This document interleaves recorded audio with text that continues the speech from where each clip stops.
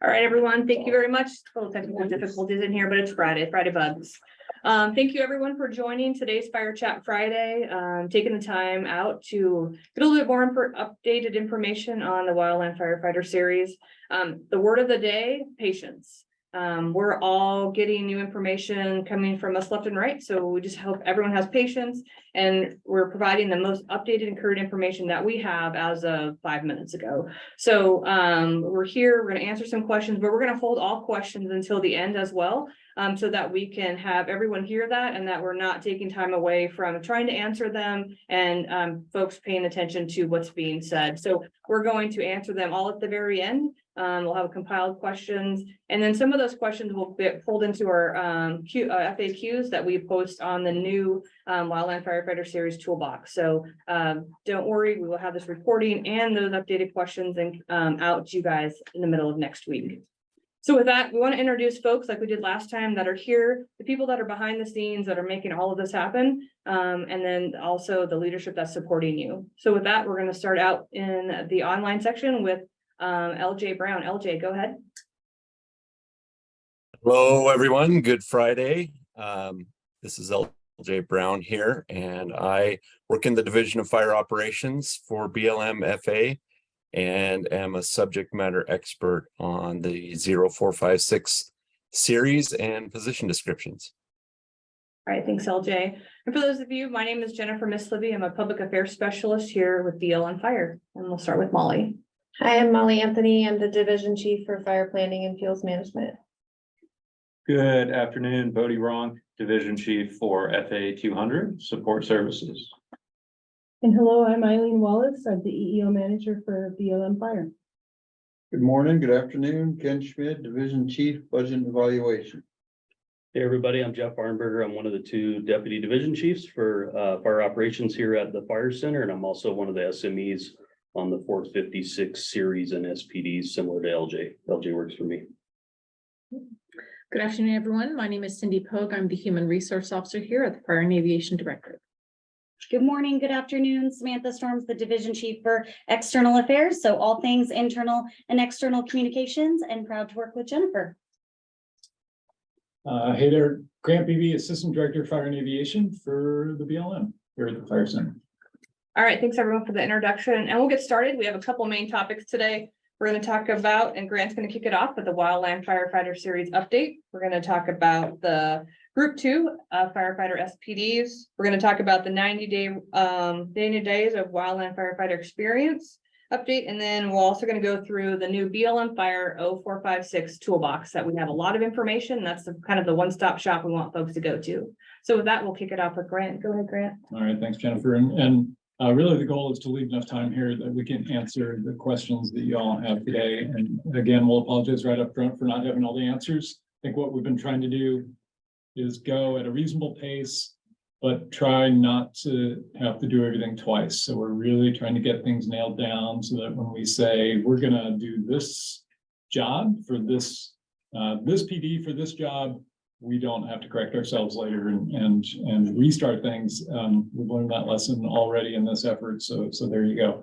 Just to go back a little bit in history. So Congress said during the bill, legislative development that we need a Wildland Firefighter series for federal wildland firefighters, one that's actually titled Wildland Firefighter, and by Wildland Firefighter we mean the full suite of folks who work in the program.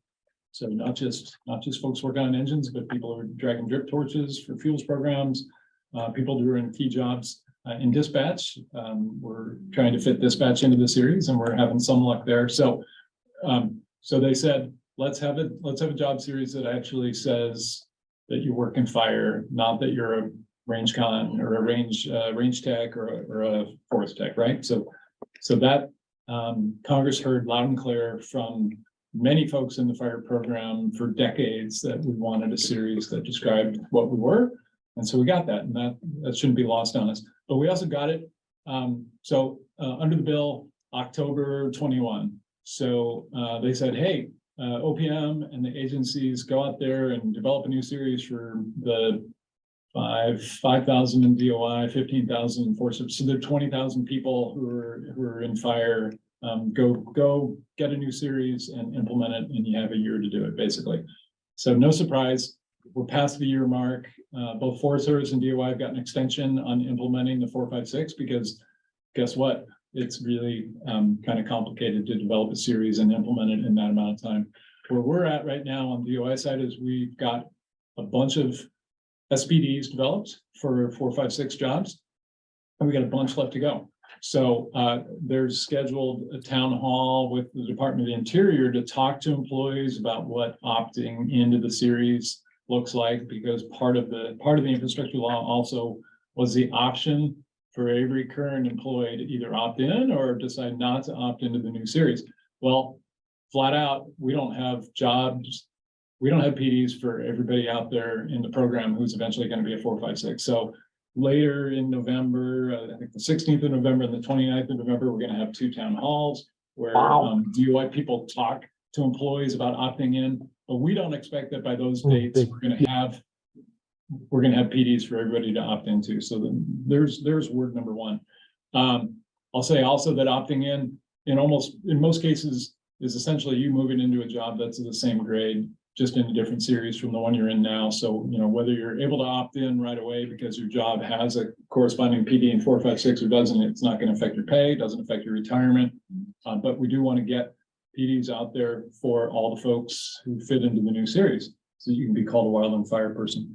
There have been people working really hard on this stuff, and I right up front want to acknowledge LJ on the phone, LJ Brown, who's didn't sign up for this duty when he got the job he got, and he's been doing incredible work for us. I don't think Rob Berger is on right now, but he's up in Alaska.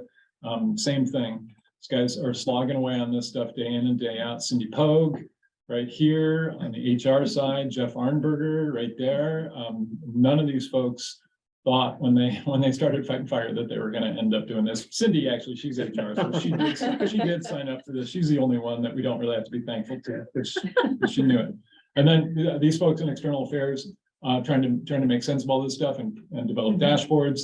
Molly keeping fuels involved, Bodie, who oversees this whole thing, Eileen here. So everybody's working hard, trying to make progress. Again, we're trying to make the best decision for the Bureau, and we're trying to really stay consistent with all the other DOI bureaus and with the Forest Service. I'll just say the Forest Service is, we think, a little behind DOI. We're talking to them at intervals. We really want to get our jobs in the same series and close to the same pay grades. And we're trying to stay coordinated with them, because we know from both sides, if we're doing the same job in a different series or at a different pay grade, it's a little bit awkward. So we're trying to stay in concert with them. But ultimately, if we're ahead of them, we're going to have to make some decisions and plow on. So we really don't know everything right now. We're still trying to figure out some key things like what job, what position should a GS8 be in the Bureau in the new series. Really critical thing. We got key leadership positions there at the GS8 level. We're trying to figure that down, figure it out, nail it down, have a good answer, trying to figure out what those basic crew configurations should look like. We're trying to get an answer in writing once, so that when we do it, we don't have to redo it. Trying to make sure we're on solid ground there. So it seems sometimes that we're going slow. We're going accurate, and we're going defensible.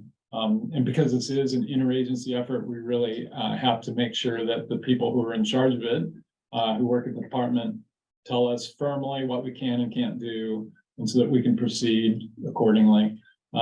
Unfortunately, we don't have money for everything we would like to do, and so that's a whole different question about when grades are affected, when people's jobs go into a different pay grade. We want to make sure we can pay for it, and so that's a different consideration. But mostly, we want to make sure we're following HR rules, using flexibilities when we have it, but when we don't, we'll make sure we're doing it the right way.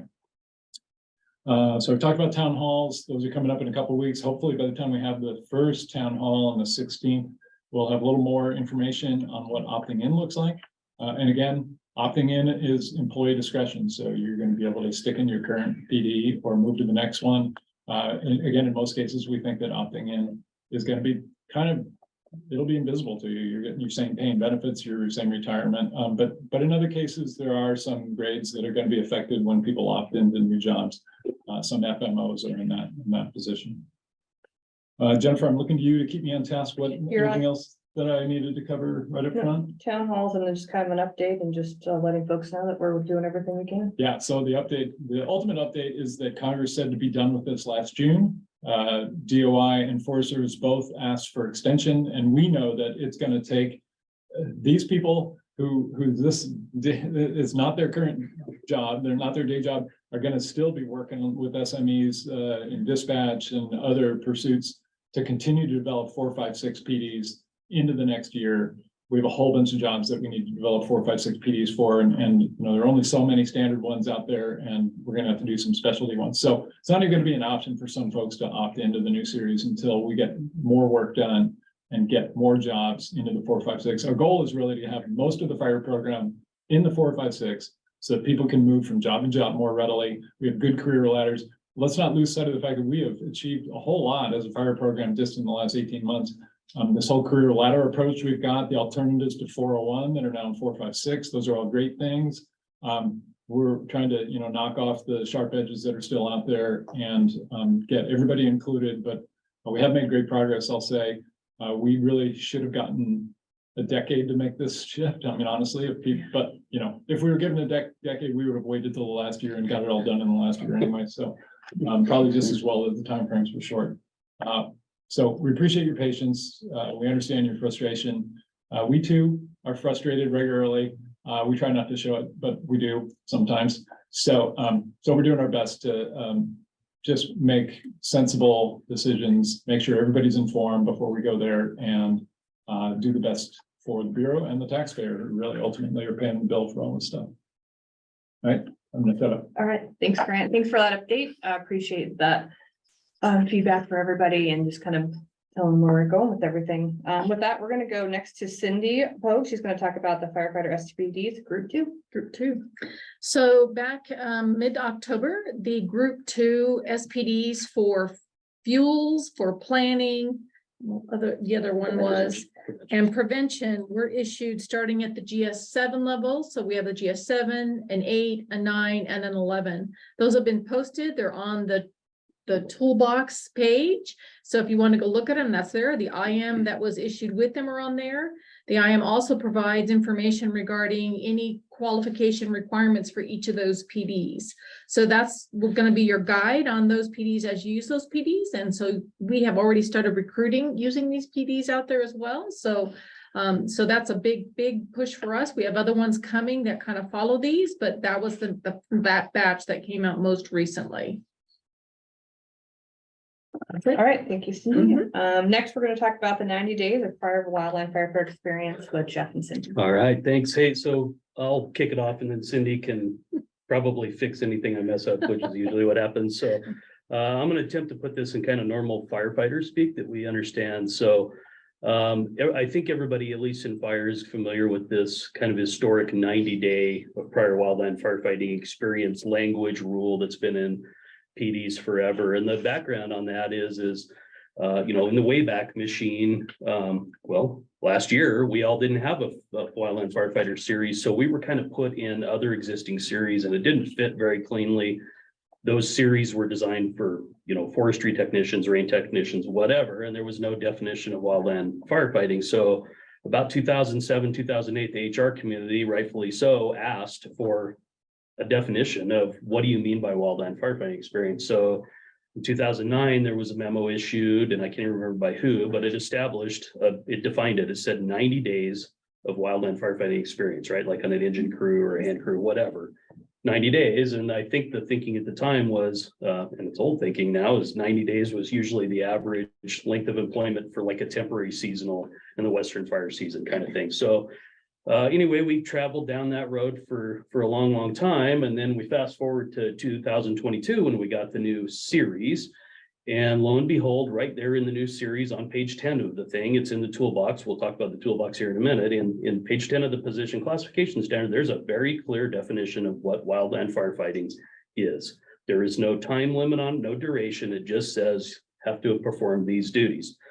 So a whole bunch of us behind the scenes on the interagency front worked with Office of Human Capital at the departmental level and the retirement folks at FLIRT and drafted a memo, just came out earlier this week. It's posted on the toolbox that removes that 90-day requirement. All it says now, it just says is you need wildland firefighting experience. So the way I think of it is like law enforcement. So law enforcement, if you spend any time in a law enforcement position, you qualify for firefighter retirement. They don't have a 90-day thing, right? So they qualified like the first day. So we had this artificial thing that we just didn't need anymore. So we got rid of the 90-day thing, which is very cool. The other thing that's in the memo that is hopefully going to clear up a bunch of confusion is in order to move from a primary firefighter retirement covered position to a secondary and retain that coverage, you have to have prior wildland firefighting experience. When we had the 90-day thing floating around out in the HR world, and no, they're not at fault, and where everybody was at fault, we think it was being misapplied as a selective factor, a screen out. So everybody's probably seen that question when you go apply for a job, a secondary job in particular, that says, do you have 90 days of prior fire experience? And historically, if you clicked no, you would be screened out. Your application would never go to the selecting official, which is not correct. You're qualified for the job. You just don't qualify for firefighter retirement, if that makes sense. So we were really mixing apples and oranges there, and this memo, I hope, has cleared that up. I think all of us, at least in this room, know a handful of people that are in fire positions that have secondary retirement coverage, but they don't have firefighter retirement because they had a break in service or came from outside or whatever. So anyway, we're misapplying that 90-day thing as a screen out when it's not really a screen out. It's just a requirement to have firefighter retirement coverage. You can go in those positions without it. That's long and complicated. So if you got questions on that, we'll circle back. But I guess overall, it's a good thing.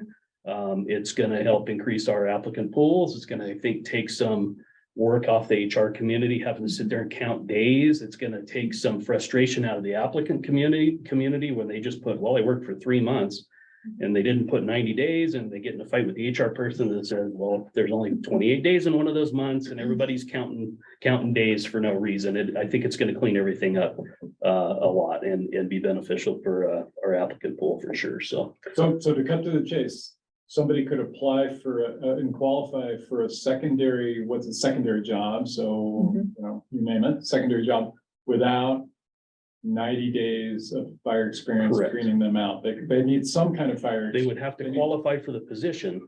Which has its own set of Right. requirements. So we were mixing retirement Gotcha. qualification with Right. position qualification.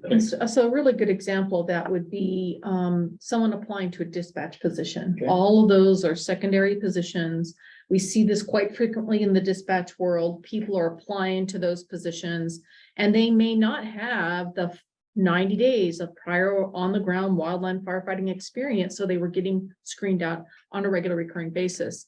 Now they just have to meet the qualifications as defined in the announcement for specialized experience. Gotcha. And so if they have that experience, that's what we're going to be looking for.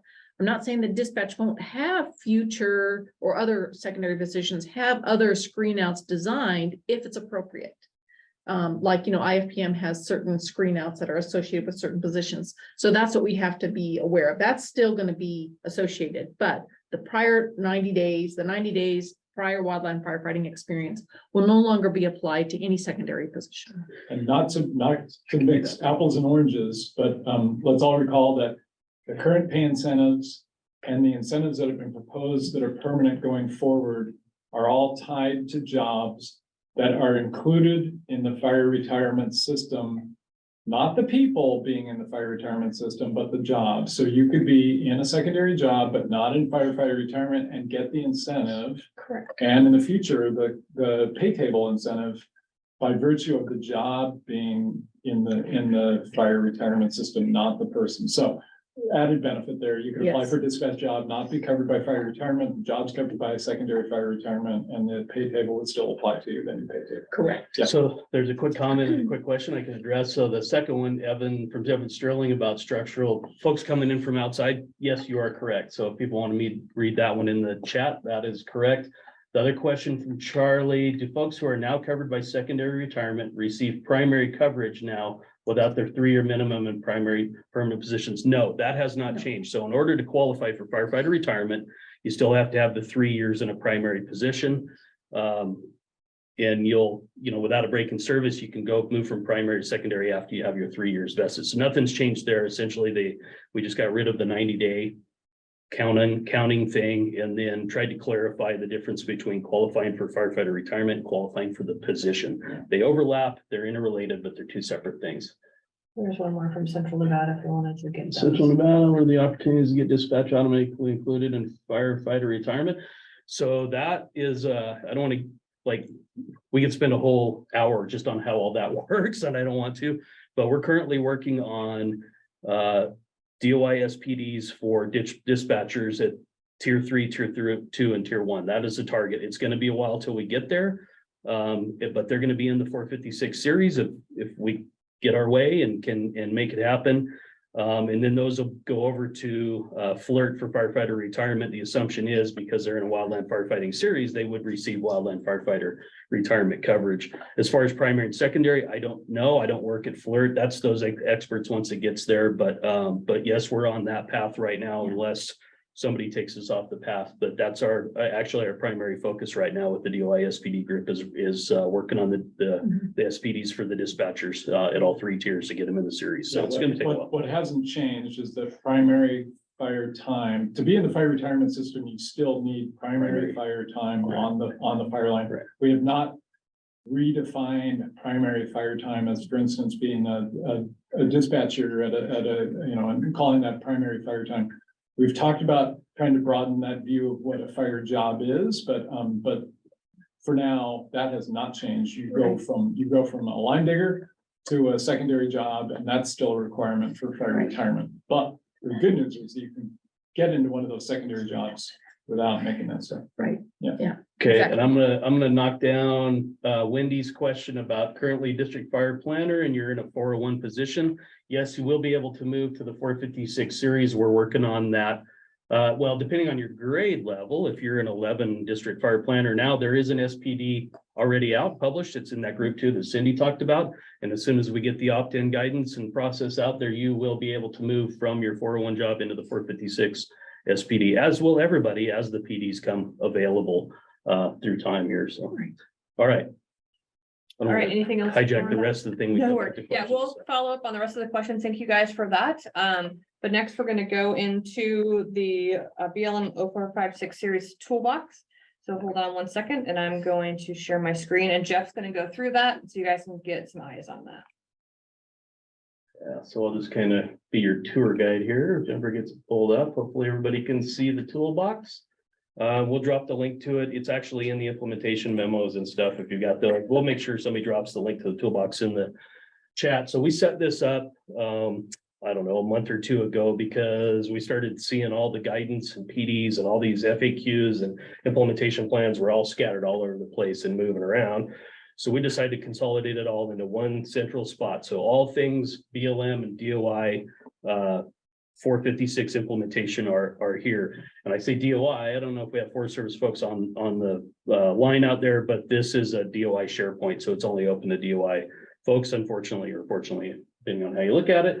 But it's organized pretty linear. The left side here is just frequently asked questions. And as we gather those up or we get kind of enlightening guidance from above that we want to make a question and answer to, we'll just keep it there. So that's a good place to start with if you're kind of new to it.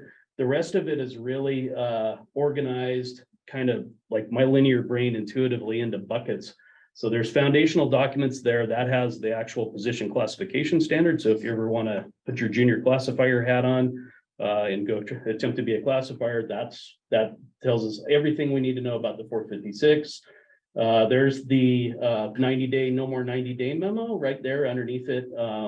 And then the position classification standard or the qualification standard, sorry, is above that. We just freshly got that yesterday or the day before. We had a draft we've been walking off of. So that document tells you what it takes to qualify as a GS6, what it takes to qualify as a GS5, that kind of thing that goes with the standard. Underneath that is either DOI or BLM implementation guidance. So that's memos, that's Department Interior Office of Human Capital implementation memos. There's the memo about direct hire authority in there because it's related. It's all hiring stuff. We put that in there. And then there's BLM memos, implementation memos. We're trying to put a memo out, a BLM memo for each group that comes out. So we had a group one, we're working on a group one change one because we've got some new information on that group one. Cindy talked about group three. The next batch we get out to release, we'll have a group three memo, so they're by group. And then any other pertinent implementation guidance there. And then if you scroll down, I'm pointing up here, the camera's over there, great. Then there's the group one and group two, the actual SPDs by group, and we'll just keep listing them down. They're all there. It's a little bit goofy to, yep. There's a trick that Jennifer just showed everybody, like to slide that slider over, but there is all the SPDs. That's the first group, and that's what we're calling quote unquote ops and fire management officers, assistant fire management officers. That was the priority because that's the bulk of our workforce, and that's where we had the bulk of our GS 401 issues we needed to address. Group two, there's the fuels planning and prevention ones that Cindy just talked about, and then we'll just tack group three on below. So super cool resource. If anybody's got any ideas, if there's something they're hitting all the time that isn't on this toolbox, let somebody know. Us up here will get it. It's a living document. There's one pretty important one in there that I can't remember where it's at. I think it's in implementation guides. Anyway, there's an implementation plan. It's right there under the top one, BLM 456 series implementation plan. So it is not down in the weeds. It's sort of high level, but it gives you kind of our thought of the roadmap to get from point A to the end of this thing, to have them all done over time. So that document in itself will answer quite a few questions too, and we'll keep that kind of live and updated. So super good resource here. If you have questions about any of this stuff, before you start dialing your HR people or your FMO or whatever, I encourage you to look on this first. And if you don't find the answer, then make those phone calls. And if it's a good one, we'll put it on here as an FAQ, or we'll find the document that addresses it or whatever. But the idea here is one-stop shop. Don't go to the FLIRT website. Don't go to DOI websites. Don't go to Google. Go to this for all things 456. So, or your favorite search engine. Sorry, not to pick on Google. So Jeff, for those who don't know FLIRT, can you give them? Firefighter Law Enforcement Retirement Team, FLIRT for short. So that is the group of employees headed up by Alan Sizemore, who works for the Department of Interior, that is responsible for firefighter and law enforcement coverage determination for PDs, for position descriptions. So sorry, thanks for that. Otherwise known as the hand of God. Yeah. No, they're great people. They work super hard, and they work really well with us. So that's it. And, I think we failed to mention Travis Bradshaw, who's a National Operations Center BLM classifier, who's been doing incredible work for the fire community, former fire person, now working for the NOC, but doing great work. So Travis, if you're out there, thanks so much for all the work you've done and all the work yet to happen. Thanks. Right. Questions? Thank you, Jeff, for that. We can take a couple questions and then we'll close out. So Seasonal time count. Seasonal time still doesn't count, does it, Cindy? Seasonal time towards. Towards retirement. So temporary time, if that's what you're referring to, no, it does not count towards retirement. Yeah. There is a bill out there that would, I think, do another buyback option. So there has been, there are a couple legislative proposals, there are a bunch of legislative proposals out there to do more for wildland fire, wildland firefighters. Tim's law, I believe, talks about another buyback period for folks to be able to buy back their temp time. So I think we're all paying attention to that. I think some of that talk about breaks in service, primary, secondary. There's some of that stuff that's out there floating around. There's a Wildland Fire Commission that just issued their report, and they've got a bunch of recommendations in there about having a broader view of managing, wildland firefighters and their personnel issues. So there are quite a few more initiatives floating around out there that might address some of these sorts of things. But for now, that there's not another buyback period floating around right now. Does it count towards your 3 years? Does Of seasonal experience, time yes. count? I think that might have been the question. Does it count towards your 3 years Primary. of Of primary primary. to then qualify? No, not right now, it doesn't. Okay, You'd have to actually be in fire covered and covered by the fire program for 3 years to transfer automatically. Because if you were Everything. seasonal, you'd have the break in service piece that exists Well, it's just, today. it's the still. contributions. Yeah, Because as a seasonal, you don't contribute to the program. So they're showing that you need 3 years to transfer and maintain your coverage. So Jennifer, I think there was one up there about. Yeah. And it's helpful to read it. Supervisory or whatever, yeah, so that's a huge question we're getting is supervisory Yeah. PD, so there's a handful of them out there. That's correct, there's FMOs and AFMOs that are supervisory, there's some other supervisory ones in the ops, like obviously like our hotshot superintendents would use, engine captains, that kind of stuff. Everybody's asking about, well, what about the fuels? People at the district, that is in the hopper, it's in the works right now, we're working on a supervisory one at the district level. And then there's a handful of supervisory positions. We'll call them the HQ batch. They're kind of last priority we're working on, but state FMOs, deputy state FMOs, supervisory program leads. Like I happen to have one upstairs that's supervisory in some capacity. So I need a PD that says that she can supervise people. So those things are in the works. As far as supervisory prevention, we are not working on one of those right now as a DOI SPD because we queried all the field and there wasn't a big need there to do it on a DOI basis. So that's an important point here. Once we're done with the DOI SPDs, there will be an option to ask for a waiver to use DOI SPDs to establish our own Bureau SPDs if we feel we have the need. So it's not like DOI SPD or nothing.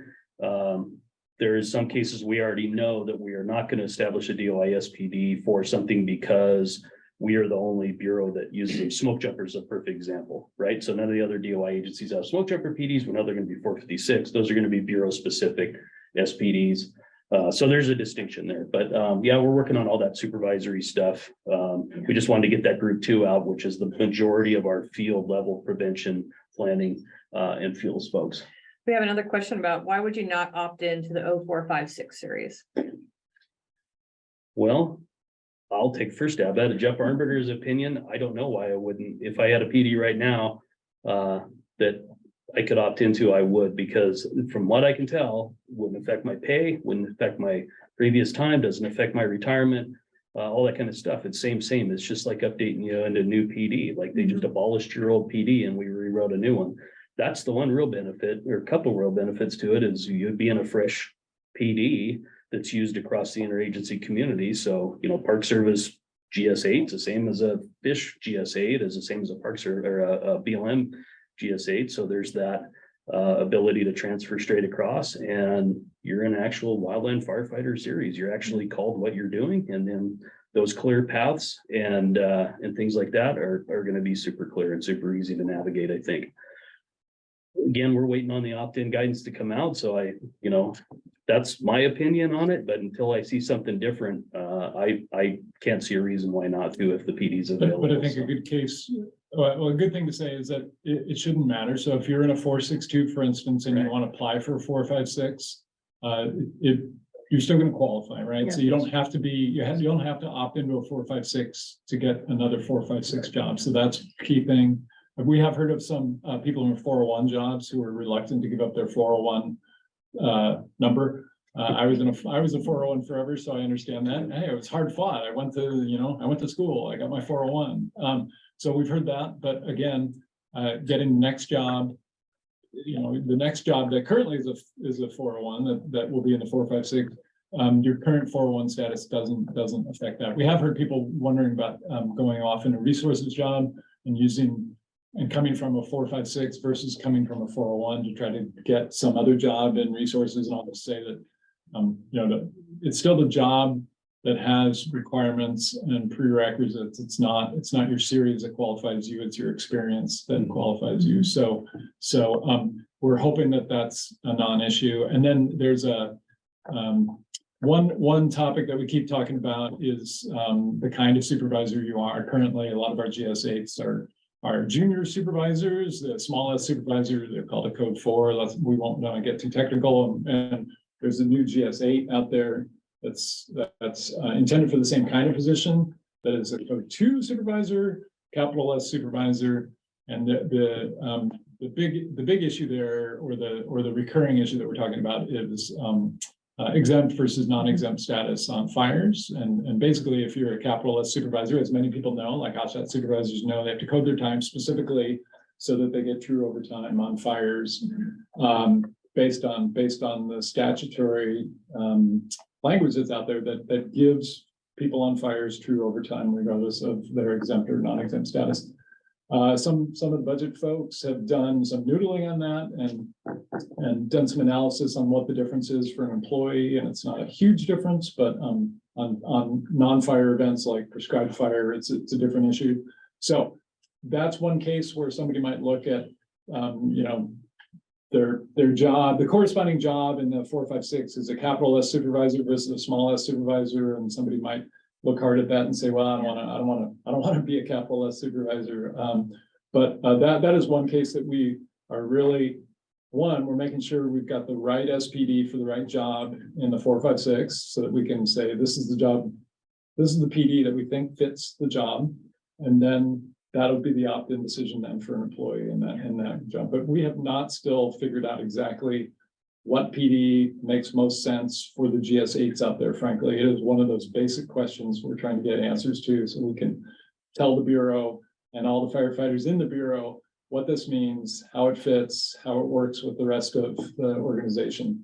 That is one of those prime reasons we're going slow, because it affects so many people and it's got implications. We're trying to make it a sensible, well, we're trying to advise the Bureau sensibly on where we should go, because all these kinds of things, when they have big impact, we take up to the director of the Bureau and say, this is what we want to do in the Bureau for this kind of job, because it's that important. So we're trying to have a good plan and then present it to our managers so that they can be on board with it, whatever way we decide to go.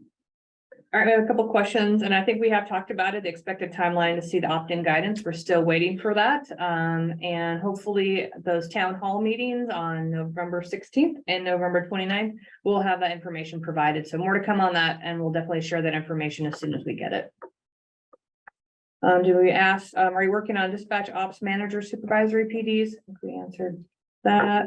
What a dispatch ops manager is. State center manager. Yeah, yes, we are. So we're taking the typical agency or interagency dispatch organization. We're on the tier 3 right now, local dispatch centers. So we have entry and kind of journey level dispatchers, for lack of a better term. We're going to have some lead dispatchers that are actually have lead, some kind of supervisory authority there, and then assistant center managers and center managers that will be supervisory.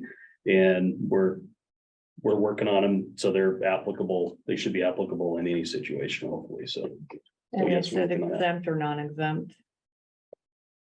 Think towards those, that's all the. Towards those. I think that was on the conversation we were having on Oh, opt-in, okay. Jennifer, yeah. Okay. Somebody sounds answered good. it. Yeah. Sounds good. There Thank you, go. everyone. They answered themselves. All right, from Bjorn, what is the latest direction that we are going with the GS8 Helac Captain position? What PD are we going to use? The 600 or 700 supervisory, non-supervisory, since they are 0462 PD was just standardized, and what will they equivalent? Well, that's the very thing we're talking about right now. So one, we are trying to be inclusive with our PDs. So we want an 8 that fits Helac, hot shots, Wildland Fire modules, engines. So we want one PD so that we're not doing these one-off PDs. And that's one of the beauties of the 456 is that we're able to aggregate a bunch of jobs in standard PDs so that we don't have to develop PDs all the time, which slows down HR process, which slows down hiring, which slows down everything, frankly. So this is our commitment. And frankly, it's policy that we're going to use SPDs whenever we can. So we're trying to make all the 8s fit into one bucket, all the operational 8s, we'll just call them. So that's exactly what we're trying to figure out based on the structure that we have underneath your typical engine, underneath your typical hotshot crew, and your typical Helac crew, what PD fits based on the kind of typical organization that goes along with those jobs. Those are the very details that we're looking at, and then trying to marry it up with what the department is telling us is appropriate to do based on these SPDs, and trying to marry those two things together. So we can't tell you. If we could, my introduction would have been, yay, we're putting out the guidance. We are absolutely committed to getting a firm answer on what to use. In the meantime, we have put out, because we put out a job announcement for lead, GS8 lead. Those we know fit most of our organization. We're wondering about whether there's another PD that also fits much of our organization, but because we're trying to recruit for next year, we knew we had to get an announcement out. So we put out an announcement for lead, which is which is, there's a capital S supervisor, there's little s supervisor, and then there's a lead, which has kind of leadership duties, but isn't a supervisor at all. It is non-exempt job, but it still leads people. So that's the job that we put out there in announcements, but as we determine which 8 is appropriate in which circumstances, we'll put out another announcement, more likely that talks to the capital S supervisor, kind of SPD, and how to apply it. We're trying to be consistent across the Bureau, but we have to follow the rules that the department is handing us for when to use which PD based on the organization that fits. And that's the kind of firm answer we were hoping for this morning from the department on how things should look, so that we don't start down one path and then get told to stop, which happened to us about a month ago. I'm gonna jump to the bottom one before I go into the pay question, but that dispatcher, center manager is gonna go up to a GS12 supervisory for complex centers. I can speak to that one. So we don't know yet. That is our target. We have not started working on that specific level of the PDs for the tier 3 centers yet, but the fire side of the house that's working on all these, the SMEs, the fire directors, and everybody have weighed in that they want that to be the target.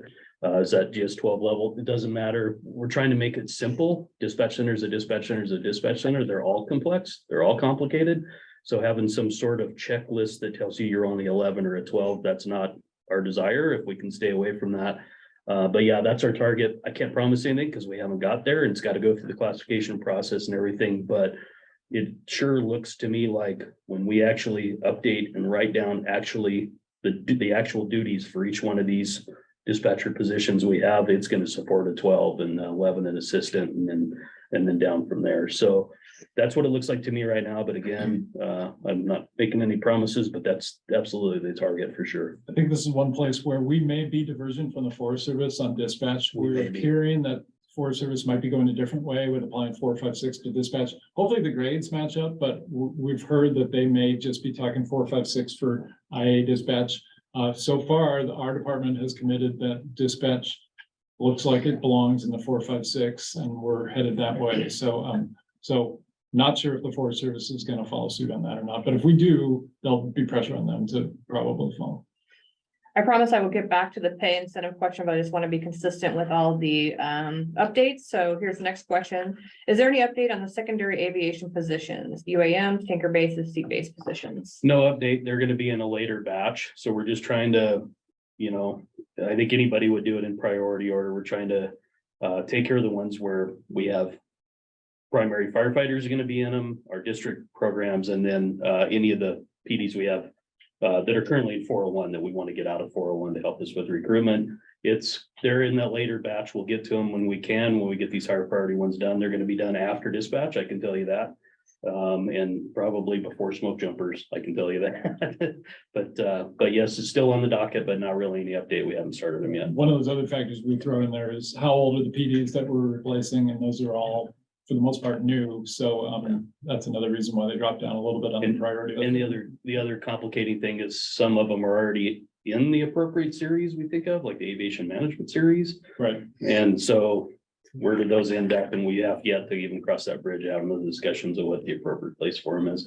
Regardless of the series, it's not going to hurt things like retirement coverage or grade or anything like that. Again, this is where we plead for patience, because there are hundreds and hundreds and hundreds of PDs out there. We're hoping to come out the back end of this with way fewer PDs than the hundreds and hundreds and hundreds that we have right now. And Forest Service is even worse, right? So that's the goal, is to come out with a manageable couple handfuls of PDs on the tail end. But we have to set priorities. So we're setting them the best we can. Sometimes we're just hitting targets of opportunity, but we're trying to hit the ones that are most important first. Sometimes it's a one-off, but most of the time it's a PD that encompasses a lot of folks.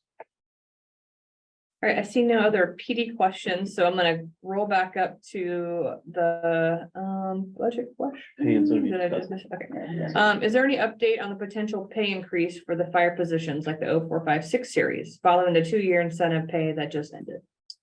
So currently the pay incentive is still ongoing by the last CR that was issued, and the pay incentives are to continue until November 17th.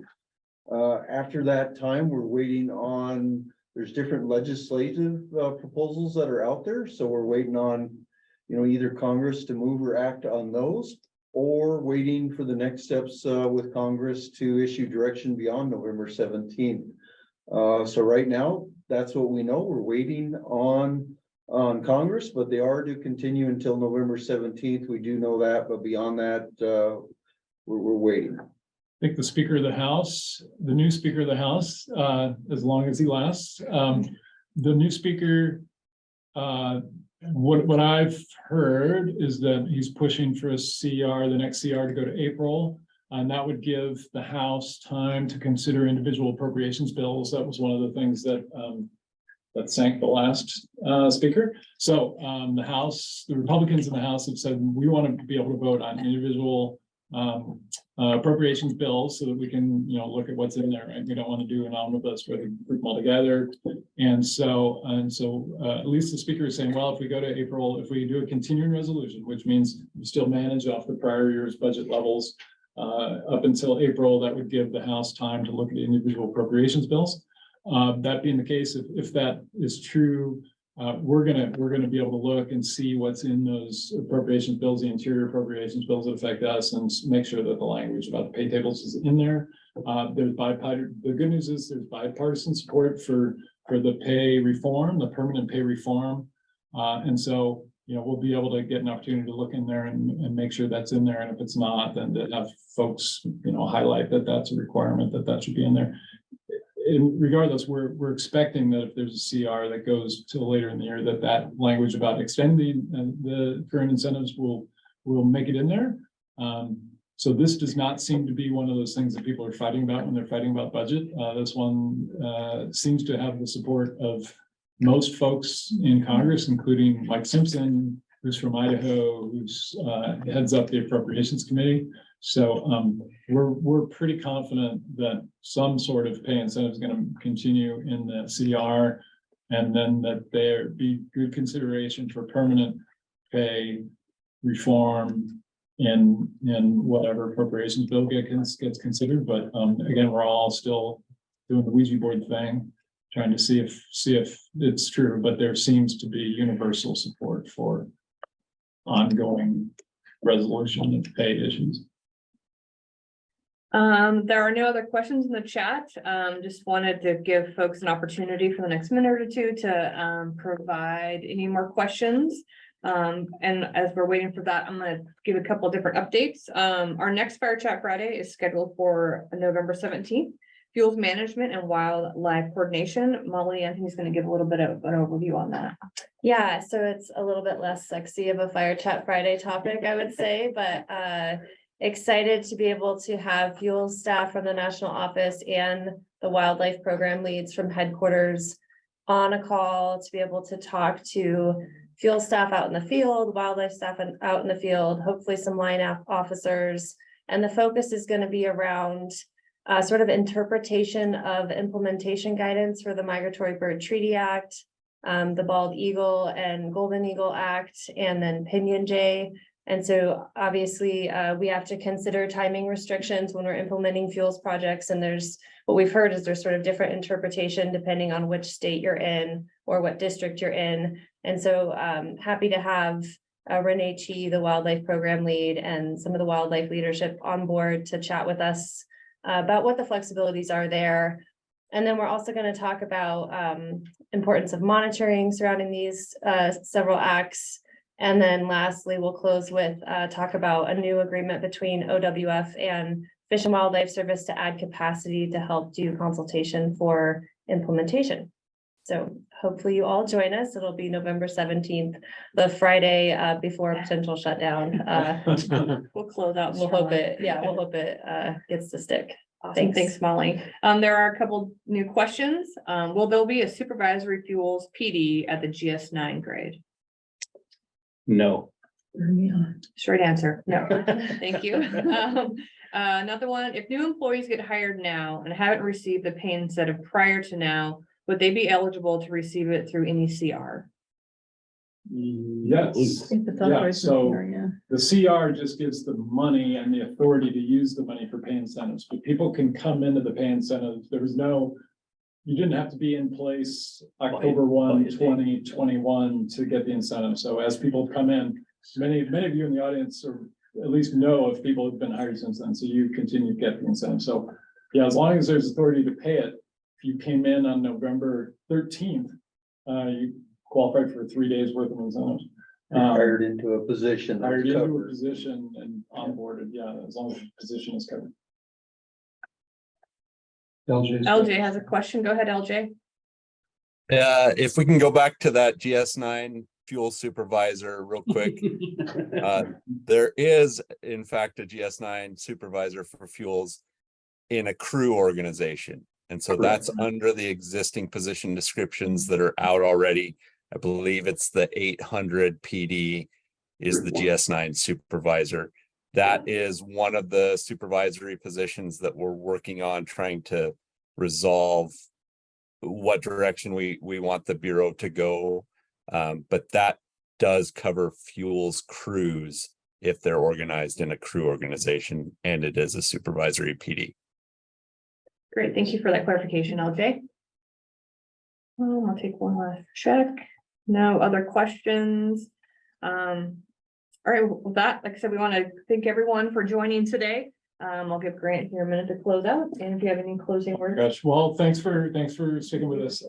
We talked about whether we should have this call because we didn't have definitive answers, and I think we always default to we'll tell you what we know when we know it, and if it's boring, you'll turn off and go away, just as I do with NFL football. So when the score is best. No, thanks for coming in. We're just going to continue to share. We'll share through every avenue we can, through down through the fire leadership team, state FMOs, through line officers, and then direct to you when we can, like this as well. Hopefully, I think that town hall that's scheduled for November is great because the department folks who are sometimes going slower than we want, now they have incentive to get everything done by November 15th because they have to talk about it on the 16th and they have speaking roles. And if they stand up there and say, we don't know, it's going to be awfully embarrassing for them. So I love that date being on the calendar. We're all looking forward to folks getting some good opt-in guidance out there. I know they had to talk to the lawyers a lot about, blah, blah, blah. What options do you give employees? So, and we will try to give you guys, as much information ahead of that town hall as we can.